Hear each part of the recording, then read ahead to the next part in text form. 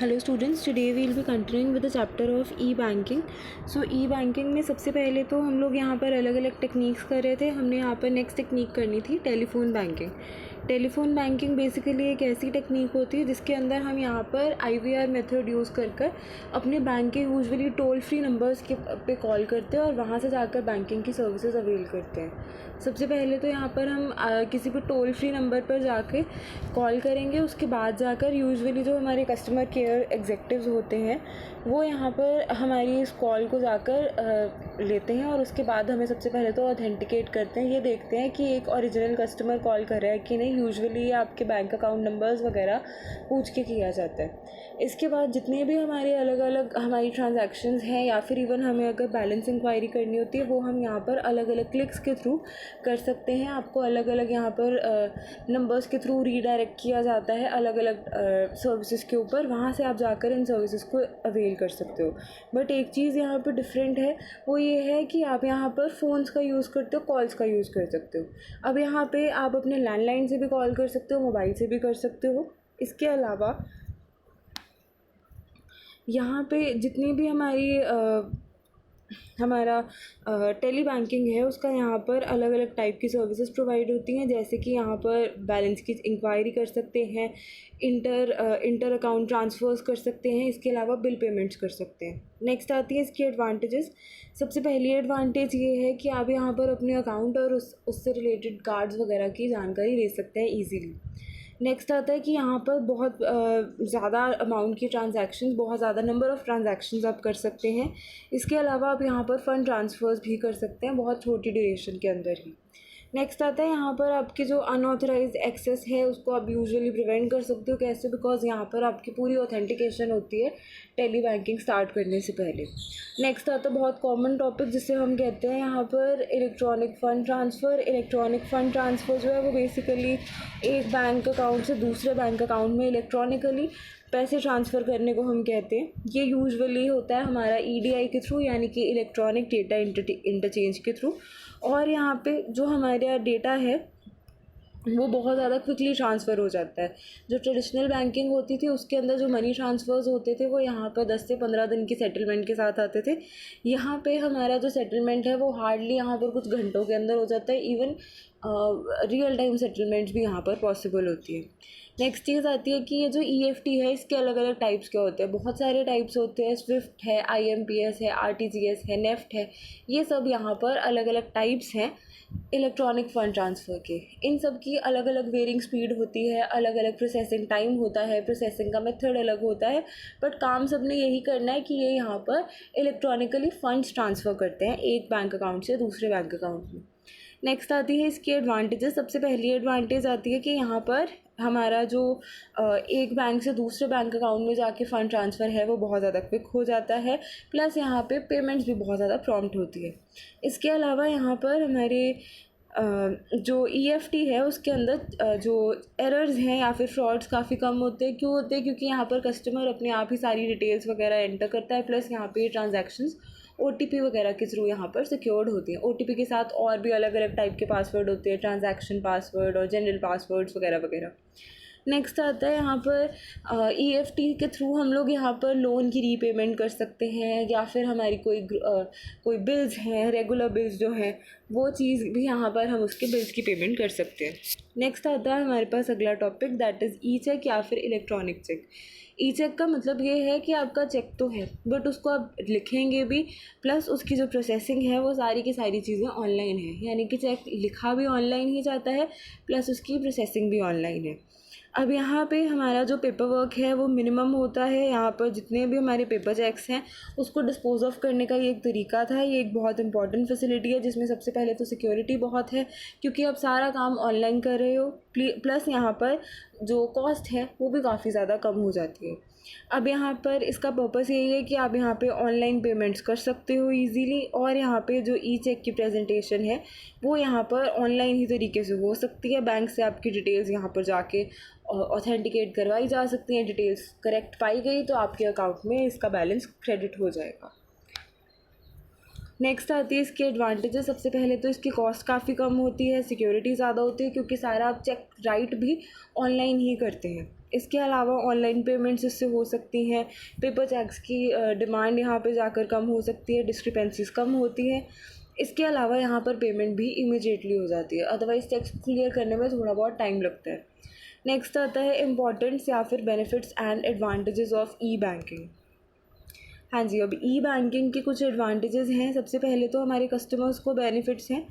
पहला बेनिफिट है कि यहाँ पे ये एनी टाइम बैंकिंग प्रोवाइड करता है। एनी टाइम बैंकिंग का मतलब ये है कि किसी भी जगह किसी भी टाइम पर जाके आप बैंकिंग कर सकते हो। अदरवाइज़ आपको ट्रेडिशनल बैंकिंग में बैंक जाना पड़ता था बैंक के वर्किंग आवर्स के बीच में। नेक्स्ट आता है एनीवेयर बैंकिंग। किसी भी जगह पर आप बैठकर, चाहे आप घर पे हैं चाहे वर्क प्लेस पे हैं, आप वहाँ पे जाके बैंकिंग की सर्विसेज अवेल कर सकते हो।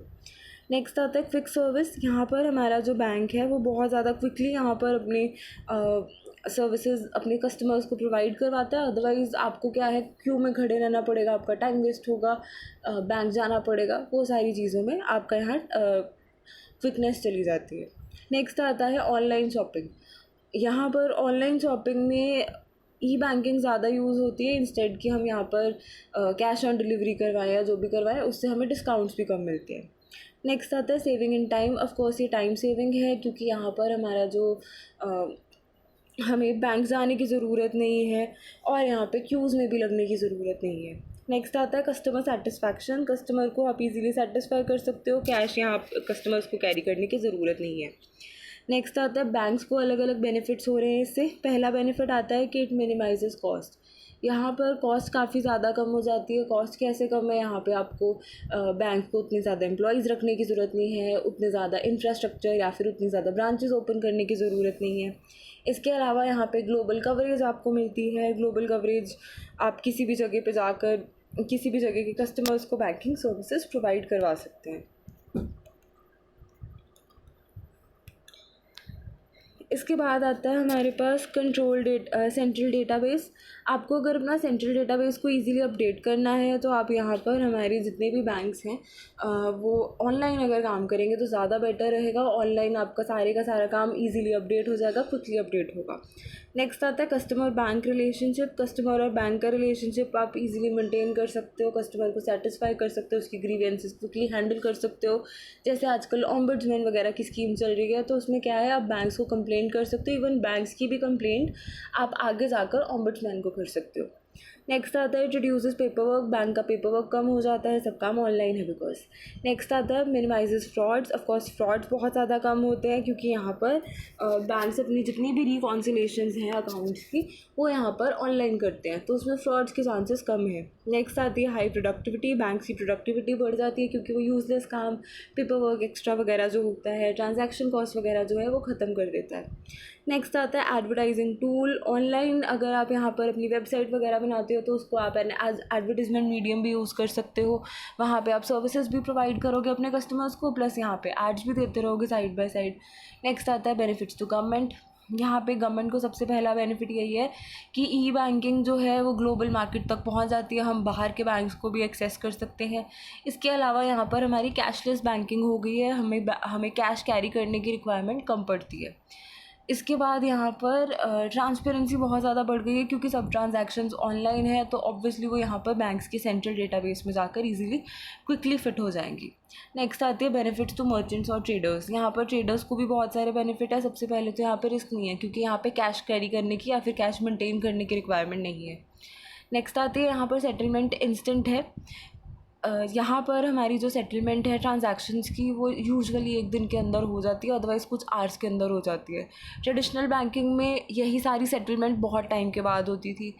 नेक्स्ट आता है प्रमोशन ऑफ बिजनेस एंटरप्राइज। यहाँ पर जो हमारी ई बैंकिंग है वो यहाँ पर हमारी जो क्रेडिट स्टैंडिंग है उसको थोड़ा सा बढ़ा देती है, परचेजिंग पावर बढ़ा देती है और यहाँ पर हमारा थोड़ा सा मर्चेंट्स को बेनिफिट हो जाता है।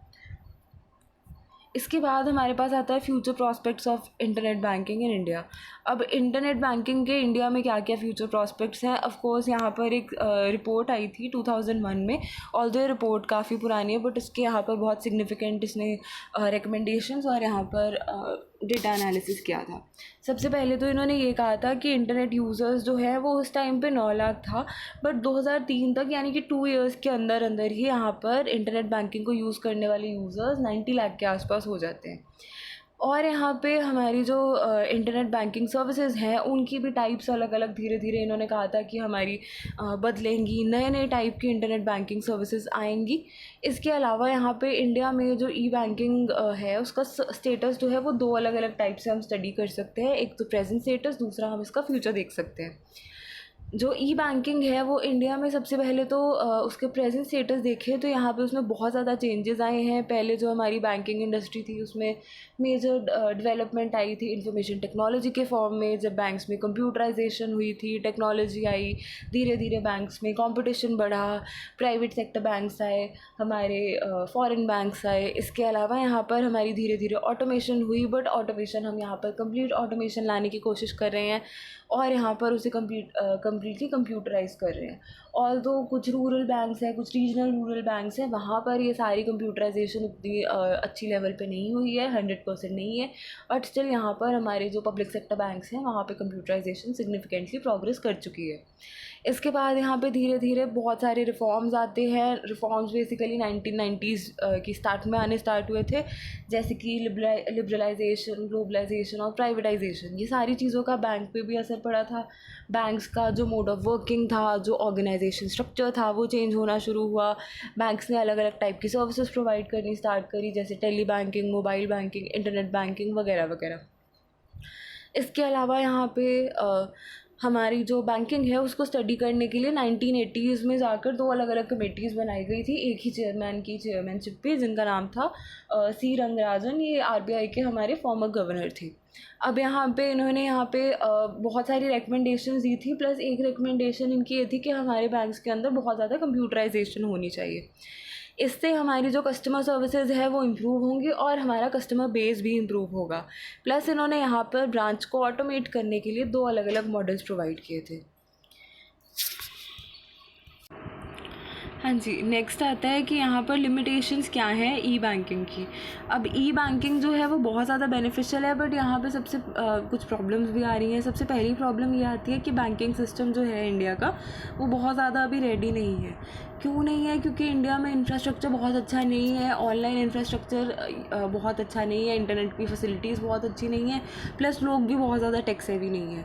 तो इस कारण से हमारा जो पूरा का पूरा बैंकिंग सिस्टम है वो भी अच्छा नहीं है। प्लस यहाँ पे जो बैंक्स हैं उनके पास भी उतना अच्छा इंफ्रास्ट्रक्चर नहीं है कि वो यहाँ पे अपना सारा काम ऑनलाइन कर सके। नेक्स्ट आता है लॉज ऑफ लैंड ऑलरेडी। अब यहाँ पर हमारे जो इंडिया में कंट्रीज़ हैं, इंडिया में जो अलग अलग एक्ट्स हैं ई बैंकिंग से रिलेटेड, वो भी बहुत ज़्यादा अच्छे नहीं हैं, या फिर अगर हैं तो पुराने लॉज हैं। तो वो सारे के सारे लॉज को हमें रेगुलरली अपडेट करना है। नेक्स्ट आता है इंफ्रास्ट्रक्चर नॉट रेडी। हमारे पास उतना अच्छा इंफ्रास्ट्रक्चर नहीं है ऑनलाइन काम करने के लिए। इसके अलावा यहाँ पर सिक्योरिटी इश्यूज़ हैं, ये सबसे बड़ी प्रॉब्लम मानी जाती है। यहाँ पर हमारी हैकिंग, साइबर क्राइम्स वगैरह बहुत ज़्यादा बढ़ गए हैं। नेक्स्ट आता है कि ये कॉस्टली है। इनिशियल कॉस्ट, जो सेटअप कॉस्ट है किसी भी बैंकिंग ई बैंकिंग इंफ्रास्ट्रक्चर की, वो बहुत ज़्यादा होती है, इसलिए यहाँ पर बहुत हद तक कई सारे बैंक्स इस चीज़ को यूज़ नहीं कर पाते हैं। नेक्स्ट आता है लो लेवल ऑफ अवेयरनेस। अब हम लोगों को बहुत ज़्यादा अवेयरनेस भी नहीं है, इंडिया में बहुत ज़्यादा अवेयरनेस नहीं है बैंक्स की अलग अलग जो ऑनलाइन सर्विसेज हैं उन चीज़ों की। इसके अलावा hesitation on part of customers. अब लोग अवेयर भी हैं अगर मान लीजिए, तो वो लोग यहाँ पर यूजुअली इन ऑनलाइन बैंकिंग की एक्टिविटीज़ में ज़्यादा बढ़ते नहीं हैं। क्यों नहीं बढ़ते? बिकॉज उनको लगता है कि यहाँ पे फ्रॉड्स हो सकते हैं।